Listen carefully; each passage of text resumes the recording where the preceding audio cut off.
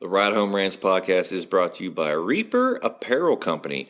Reaper Apparel offers a casual line of superb fit, finish, and comfort. We design for those who refuse to die slowly and choose to live untamed. For those who aren't afraid to face the dark, for the ones that thrive in it, and for those who can appreciate life through a grim lens. That's Reaper Apparel Company. Go to the link in the description of this episode, use the promo code Mike Bono, and get 10% off. Also, the Ride Home Rants podcast is brought to you by my own personal merch store, the Stupid Should Hurt merch store. I have hats, I have t-shirts, hoodies, coffee mugs, water bottles, notebooks, you name it, I've got it. The description and the link for that will be in the description of this episode. Also, right now, if you use the promo code WELCOME, I will give you 5% off of your first purchase. That's the Stupid Should Hurt merch store. Also, the Ride Home Rants podcast is brought to you by Tactical Brotherhood, all American-made apparel, which helps support the Second Amendment. You can also find all this in the description of this episode with the link, Tactical Brotherhood. Part of every proceed does go to helping veterans, as it is a very good cause. All American-made products made right here in Minnesota. Go and check them out. Use the promo code PATRIOT15 to get 15% off your purchase. Now, let's start the show. Welcome, everybody, to another episode of the Ride Home Rants podcast. This is, as always, your host, Mike Bono. I have a great and special episode for us. Since we did the MLB preview show at the start of the season, it's only fair that we do a World Series preview show. I have a great panel of guests. I'm going to let them introduce themselves. So introduce yourselves, guys, and then tell everyone who you think should be the Guardians' next manager. And we will start with you, Johnny. Everybody knows I'm Johnny Fiddy Falcone, the manager of the show. And in my opinion, Sandy Alomar Jr. should be the next Guardians manager to keep continuity within the organization. Okay, not a bad pick. And he's a staple on the roundtables, and you can hear him tapped in with Tony.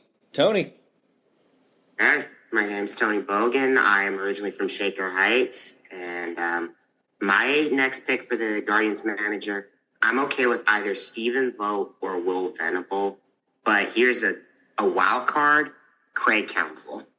Let him atone for 97. Okay. Okay. All right.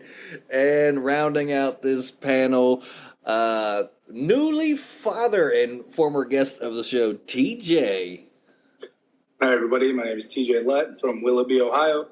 I played 4 years of baseball at Notre Dame College. I believe the next manager should be Sandy Alomar. But Craig Counsel would cross my mind, Tony, so good call there. But here's a dark horse. Dusty Baker doesn't retire. And we sniped Dusty Baker. Today? That's a bold prediction. I would be surprised to see that. I don't know. Yeah, all of those are good picks, so I'm going to say any one of those three because I can't think of anybody. What do you got, Fiddy? Bono, here could be a good one because the Guardians like to go through recycled coaches. You could see a Joe Girardi sighting. Joe Girardi. That's not bad at all. I wouldn't object to Girardi. No, I don't think anybody would object to Girardi in Cleveland. For sure. But you had Tito, come do it after what happened with the Red Sox, and he was a 3-time manager, and you could have Joe Girardi make one last run at it as getting his fourth managerial head coach position or head manager position. Yeah, we'll see what happens. And they're now in their off season as we're going to break down here the Arizona Diamondbacks and the Texas Rangers. Two teams I didn't think were going to make it this far and make it to this World Series. So, Fiddy, we'll start with you with this one. Who do you think is the hotter team coming into this World Series right now? I think you got to say it's the Rangers. Scored a lot of runs, really just blew everyone off the map until the ALCS, come in as the sixth seed, really, not say struggling to get in, but kind of got hot at the end of the season, but kind of, just eked in there and then just really just went through the wild card in the ALDS. Diamondbacks are playing good too, but I got to say Texas is the hotter team. Okay. Tony, same question. I would have to say Texas has a better offense, but Arizona's a young, scrappy team. That being said, I'm going to say Arizona. They're a young, scrappy team. Nobody expected them to even finish 500, let alone make the playoffs. They sweep Milwaukee. They sweep the LA Dodgers and party in their pool. They beat a favored Philly team. The sky's the limit for them. Even if they somehow don't win it all, they have the pieces to be a threat for years to come. Okay. TJ, what about you? The Rangers are the hotter team right now. They just dominate. When they win, they don't just squeak by 1-2 run wins. They dominate games. They hit, they pitch, they do everything, and it's flashy, and it's they make a statement every single time they step on the field. I think the D-backs are well-rounded, solid, but they kind of find a way to win. Rangers make you realize that you shouldn't have been out there in the first place. So definitely the Rangers are the hotter team right now. Yeah, I'd have to agree with the Rangers. Like you said, TJ, they don't win by 1-2 runs. It's 4+ runs that they're winning by. Like it's hard to go against a team like that. I mean, I'm going to be surprised to see what the D-backs can do for them in this game. So that being said, TJ, let's stay with you. Which team has the better home field advantage in this series? I believe the D-backs have the better home field advantage.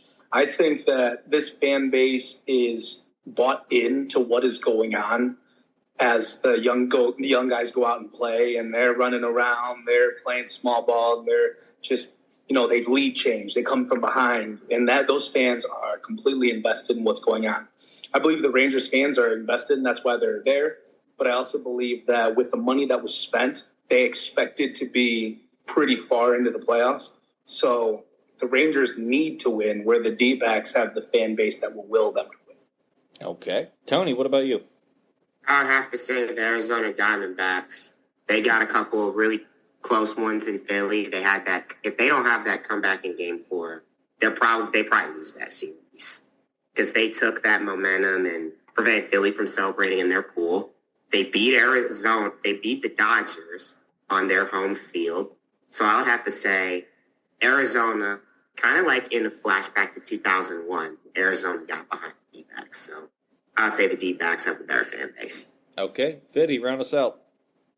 I'm going to say the Rangers actually on this, and here's my reasoning, is because the Rangers are in Central Time, so their games are being played at 7 o'clock at home, where it's 8 o'clock here, 7 o'clock at home. But when they have to go out to Arizona, those games are being played at 5 o'clock. And I don't know how many people at 5 o'clock on a Tuesday night are going to go watch the World Series. Sure, it sounds good in reality, but you're talking about Phoenix and the traffic and trying to get there and everything else. So I think Arizona will have a great crowd, but I think the Rangers are better equipped to have a better atmosphere because of the time difference of you're not butting up right with people getting off work to go to games. Yeah, I was going to say the Rangers too, and it's a stupid reason why. And it's because they play Creed to amp up everybody. I mean, who do you hear of playing Creed? And I'm a low key Creed fan. I'm not gonna lie. I grew up in the '90s. Creed was my jam. And yeah, I got to go with that based off of that reasoning alone. That's the only reasoning why I think Texas has the better. But no, that's a good point, Fiddy. And brings me to the next question here. The Texas Rangers play in Central Time Zone. It's an hour behind the Diamondbacks. Playing on the West Coast Time Zone, which is 3 hours behind us. The start times of the games being at 8 p.m. in the Eastern Time Zone. Do you think that these time zone differences in starting times is going to hinder viewership of these games? Fiddy. I'll go back to this. I think I forget what year it was, Tony, and TJ will probably know because they're the really, really, knowledgeable baseball guys. But when the Rangers played, I think it was the Phillies, maybe about 8 years ago or so, maybe it was in that World Series. That was one of the worst rated World Series ever. And it's because there were two smaller markets. So there's that. I don't think there's the name draw, but this is being played basically in the Midwestern, north or southwest part of the country. So I don't know how many the rest of the geographical map is going to tune into this, but also I do think some of the time zone stuff may matter, because this isn't like they're going off at 7:00 Eastern time zone. You're talking 8:03 or whatever it is, and you're talking maybe games could be till after 10, and who really is staying up on this part of the country to watch baseball at 10 a.m. or 10 p.m. on a Monday or Tuesday night, where I think the West Coast and the Mountain West and the central part of the country will probably stay up. I would just be curious about by time zones of how they break down. But I don't think this is going to be the most viewed World Series ever because of multiple reasons. Yeah, I'm getting too old to be staying up past 10:30 watching a baseball game. But Tony, what about you? How do you think the time zone change is going to affect the viewership? Well, I don't think it's going to be affected that much. I know Texas, for sure will watch it. Houston will probably watch the series because they were rival. I know Arizona will tune in. Maybe the East Coast won't, and it is what it is. I know I'll be tuning in because people could probably say that about, say, if the Royals made it. Sometimes the most important numbers are the fan base numbers. Those cities' fan bases will tune in. If it's the Royals, Rockies, or Rays, D-backs, their fan bases will tune in, even if the big markets don't. If people want to see two young, exciting teams play ball, then they will, regardless of ratings. Okay. TJ, what about you? Baseball fans are baseball fans. They'll watch the World Series, but unfortunately, baseball has not done a great job of exposing games to people. You have to go to all these different streaming sites and everything to be able to access these games. And some people gave up a long time ago. So I think that's the reason why the viewership will be down. You don't have the big names. You don't have the celebrity superstars. So marketing this game is only going to be intriguing to us baseball fans that want to watch young, new players versus, I know that guy. I know that guy. I know that guy. My kid looks up to that player. You're not going to have many of those players playing in this game. So you're not going to attract a bunch of new fans. So I think the viewership will definitely take a little hit here.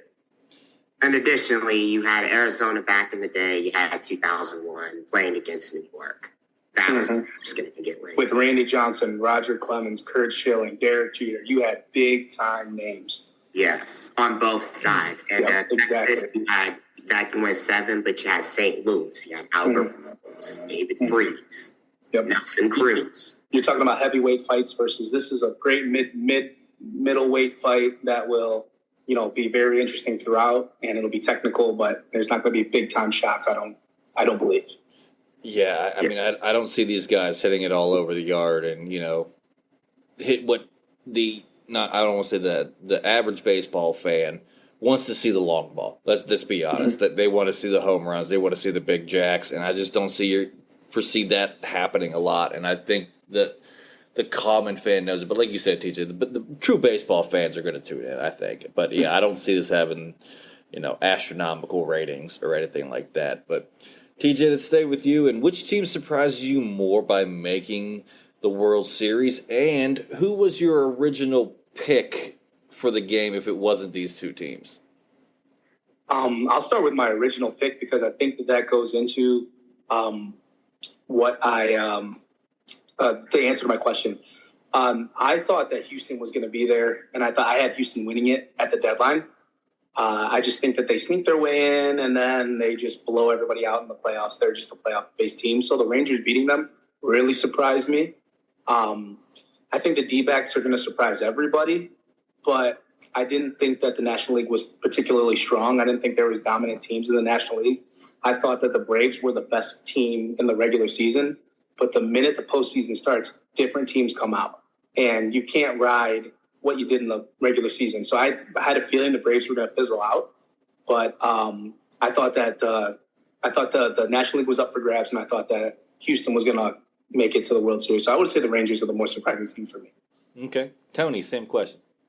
I'm going to have to say the Arizona Diamondbacks, especially when you had the successes of the LA Dodgers. Even though the Padres didn't make the playoffs, you had the Padres, you had the Atlanta Braves, you had the Phillies. You had a very stacked National League. Not to discount the American League, but the Arizona came in 84-78 record. The last team to get in, they got in on the, like Texas, believe it or not, they got in on the second to last day of the regular season. So they're probably thinking, oh, these teams are probably just going to lose in 2 games. But nope, they just got momentum and just swung that momentum to the World Series. And my picks, I believe, were Houston and Atlanta. You'll have to refresh my memory. I believe you had Atlanta. I know you had Houston for sure. I'm not 100% on Atlanta, but that sounds right. Sometimes it takes more than 105 wins to win the World Series. Yeah. Fiddy, what about you? I definitely had the Braves and the Rays in the World Series, and I had the Braves winning. And I said Kevin Cash in the preview show was the best manager in the MLB, even though the Rays lost. I still think he's the best manager in the MLB.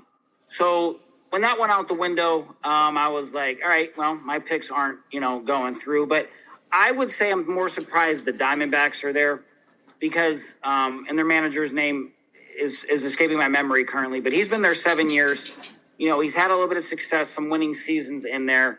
Bruce Bochy just came over to the Rangers. And I would say I'd be more surprised with them, but he can galvanize a franchise. He's went to multiple World Series. So I'm not surprised there in that sense. I'm surprised the Diamondbacks, though, they made it out of, the NL with like the Dodgers and the Braves and, teams like that. So the Phillies, who I thought were going to drop off and they didn't. So I'm more surprised the Diamondbacks got there just because they have a bunch of no-name guys and a manager, yes, that's been there 7 years, but only had 1 playoff appearance before this year and a couple winning seasons. The Rangers are surprising, but Bruce Bochy galvanizes franchises and immediately leads them to success. So that's why I'm picking the Diamondbacks over the Rangers. Yeah, mine's the Diamondbacks for sure. You don't foresee small ball making it to the World Series, and that's what the Diamondbacks play. They play small ball, and they get those gritty runs. And I believe my picks preseason were the Dodgers and the Astros, I believe, is who I had in the World Series. I'm not 100% on that. I know I had Houston for sure. I can't remember the NL because it's so wide open. And I don't think, like you said, TJ, I don't think there's, that spectacular of play in the NL right now. But Fiddy, let's stay with you. And can you see either of these teams sustaining this run into next year and becoming a power like the Astros and the Dodgers in each year? I think yes and no. Like, I think it also this is the old coach in me. It also isn't always as how good are you as how good is everybody else type of deal. And I think TJ as a former head coach can also relate to that. It's not always how good are you, how good is everybody else. So, the Dodgers are going to be good. The Braves are going to be good. The Phillies are going to be good. The Padres should be improved. Potentially the Giants are gonna do well with Melvin either unofficially having a job or officially having it at the time of this broadcast. So you have them. The Mets should be improved. So I think it's gonna be harder for the Diamondbacks to repeat because again the Rangers have Bruce and he just is a great manager. He's probably a top 10 manager of all time. The Yankees are on the downswing, I think. The Red Sox, aren't there. Who does that leave you? The Blue Jays, the Orioles, somebody out of the really bad Central, the West is, it's the Astros and everybody else type of deal at different times. So I just see the Rangers probably sustaining this just because the AL is just really not that good right now outside of the Astros. Yeah, solid points there. Tony, what about you? I would have to say the Rangers, because they do have a history of, they did make it to the World Series in back-to-back years, so they know a little bit, a thing or two about making deep postseason runs, especially in the AL, because outside of the Astros and maybe the Mariners, there's really not a threat in the AL. Orioles are probably about a year or so away from serious contention. Even though I do like them, they're a little bit of ways away. As far as the NL, Arizona's got to face Philly. You got Atlanta. Even though the Mets are the Mets. You got a lot of teams that there are probably maybe 2 or 3 teams that didn't make the playoffs that could make it. So I'll have to say the Rangers. And I hope DeGrom stays healthy. It really sucks to see him constantly injured because he's a great pitcher. And I feel like he could have contributed in a huge way. Right, absolutely. TJ, what about you? Round us out. Absolutely. These points are spot on. I believe that if it went on a seeding system, we would have 90% National League teams in the playoffs. I think the AL Central is a joke. I think that the AL East is you're going to get your 1 or 2 powerhouse teams, and they're just going to beat up on each other so much that nobody's going to be able to gain any real ground. I think that the AL West, if there was like I said, the seeding, the AL West would have 3 teams. You would have the Rangers, you would have Houston, and then you have a mix between either Seattle. I don't think Oakland's going to do anything for the next 5 years or so. But it's just the AL is not equipped right now to give you sustainable teams. They're going to give you 1 year, 2 year teams. So I think the Rangers have a much better chance of being a 1, 2, 3 year team over the Diamondbacks. Okay, solid points. It's just baseball's so up in the air. You'd love to see these teams repeat. I mean, look at the loaded Phillies that, basically, they brought back everybody from last year and added a few pieces that they needed to repeat, and they're sitting at home right now. They're not in the World Series, so it is tough. But I'd have to agree with the Rangers on that one, just with how I don't want to say soft the AL is getting, but how soft the AL is getting. They're not the powerhouses that they used to be. Texas led the AL West the majority of the year before the Astros. Well, they pretty much virtually tied. But it's just funny how things work. The Rangers lost over 100 games a couple years ago, and the D-backs were 52 and 110. Yeah. If you told me in 21 the D-backs would be in the World Series in 21, I would have wanted to know what you were saying. TJ, to stay with you here, for the most part, these 2 teams have scored a lot of runs in the postseason. Do you see that changing in this matchup, or should we be expecting, more higher scoring ball games here with these 2 teams? I'm not expecting a high scoring game in sense of both teams. I'm not expecting both teams to score a ton of runs. I'm expecting the Rangers to score a ton of runs. The D-backs will win their games 5-2 in that sense. The Rangers will score 6-7 runs a game in this series, in my opinion. I just think that their offense, when they get on a roll, you can't stop them. It doesn't matter who's pitching. I think the Diamondbacks, you can stymie. You can stop them at 1 run, 2-run inning. But Diamondbacks aren't going to put together a 4 or 5 run inning. So I say that if the high scoring happens, it'll come from the Rangers. If the D-backs make it out and win this series, it will be a very low scoring series. Okay. Tony, same question. I'll have to agree with TJ. Outside of that, because look at it this way, even in the Phillies series, they got smacked 10-0 in game 2. And in game 4, they were down 5-2, and then they scored 4 runs in the 8th. And I think that's the most runs they've scored in an inning in the play outside of the Dodgers series, which they jumped on Clayton Kershaw, but that dude's washed, so I don't know if that really counts. But outside of that, I would say Texas has the offense to do it.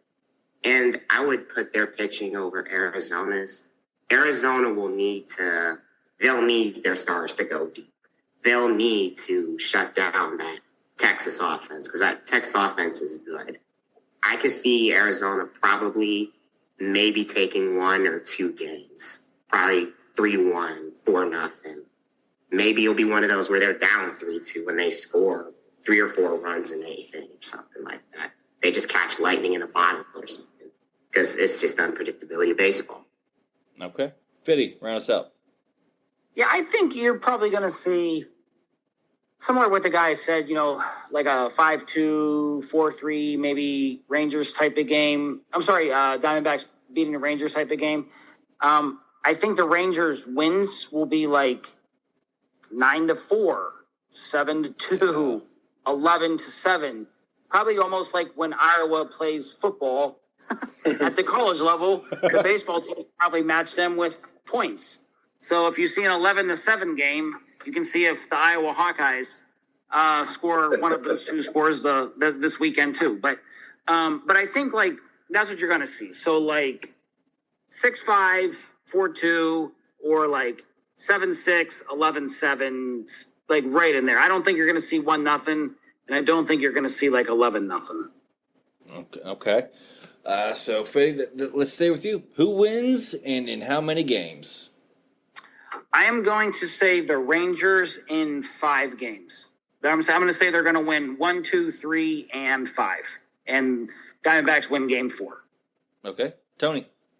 I say Rangers in 6, clinching their first ever World Series championship. Arizona's going to take a couple of games in Arizona, so they won't have teams celebrating in their pool. Okay. TJ, round us out. I got Rangers in 6. I just think that they are the better team. I think the D-backs had a great run, and they have a lot that they can be proud of and build on. But and they proved me wrong every step of this way, but I think the Rangers are taking it in 6. Yeah, I got the Rangers, but you know what? I don't know why, but something inside of me is saying this is going 7 games, and I don't know why. But I see the D-backs eking out some gritty wins and, pushing it to 7 games. But, yeah, Rangers in 7 is mine. So, TJ, who or what is the difference maker in this series? The difference maker for me right now is Mr. Adolis Garcia. He is an absolute monster. And he scares you when he goes up to the plate. And pitchers change what they're doing. They have the game plan to get him out, and then they see him walk up, and that all goes downhill. They can't get the first pitch. They can't get that first strike, and they're behind. And when he just has the swagger about him, kind of like a Rosarina had a few years ago with the Rays, where he walked up, and no matter what he tried to do, it just didn't work. And Adolis, he's making Seager better.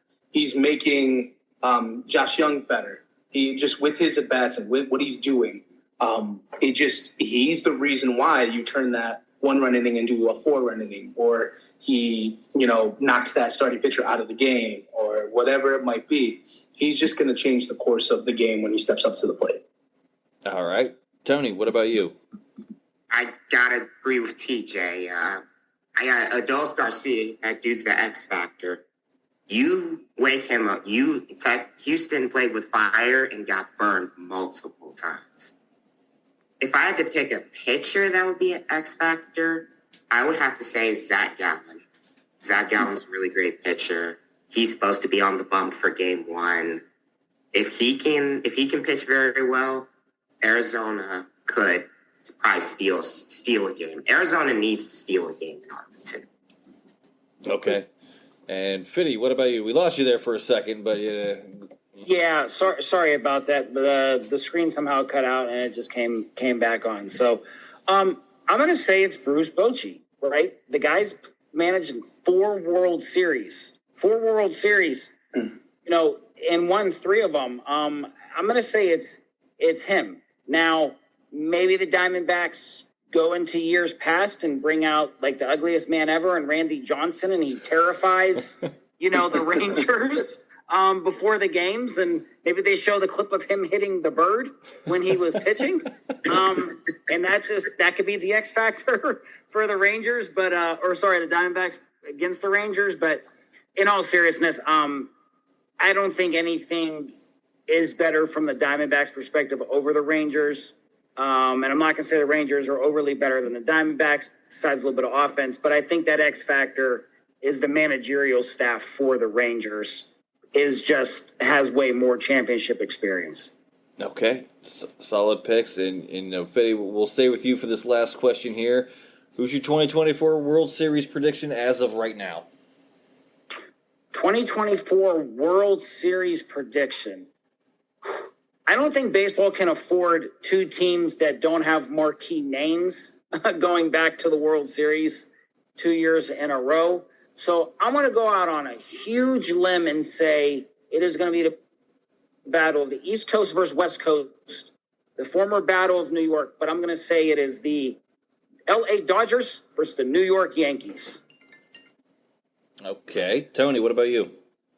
I got to chime in here and say they may not like it, but like Randy Savage used to say, God rest his soul, you may not like it, but accept it. They are going to have to just deal with it. I'm going to go on a limb and say the Toronto Blue Jays against, I will have to go on a limb and say the San Diego Padres. Bold predictions coming out of Tony. TJ, round us out here. I think that it's coming down for the National League is going to come to one player, Shohei Ohtani. I think he's going to San Francisco. And I think it's going to turn around. They're going to get some key players at the deadline. They're going to stay healthy this year. I think the Giants are going to make it back. And then in the American League, it's a toss-up. I will say that the Yankees make it in. I think that they were humbled this year. I think Judge stays healthy. But I think they're going to make some key moves where you might see Stanton be moved. You might see some of these big money guys for guys that are bought in 100%. So I'll say Yankees versus San Francisco Giants. Good picks. If I had to make a prediction, and as a Red Sox fan, this pains me to say it, but I think the Yankees come out of, like you said, they were humbled this year with just the absolute piss-poor performance that they put together. This year, it was not Yankees baseball at all, but I think they get back to the World Series, and I don't. The NL is so wide open that I gotta go. I would say the Dodgers. We'll have Yankees, Dodgers in the World Series. And this is a tough one at this point in the year, but solid picks out of everybody. But that wraps up here for the World Series preview show. I'm looking forward to seeing who had the right predictions here. I always look forward to that. And you can check my reactions out on my Patreon page and see how much I trash the people with the bold predictions, and I praise the people who had it right. All in good fun, though. Being a comedian, I have to. It's in my nature. But I look forward to you. Thank you to all of my guests, Johnny Fiddy Falcone, TJ Lett, and Tony Bogan, for joining and helping us out here with breaking down the World Series. That is going to do it for this week's episode of the Ride Home Rants podcast. As always, if you enjoyed the show, be a friend, tell a friend. If you didn't, tell them anyways. They might like it just because you didn't. That's going to do it for me, and I will see y'all next week. The Ride Home Rants podcast is brought to you by W Energy. Energy drinks made for gamers, streamers, and podcasters alike. For gamers, streamers, and podcasters alike. Go to the link in the description where you can find the best energy drinks out there. Less caffeine than a cup of coffee.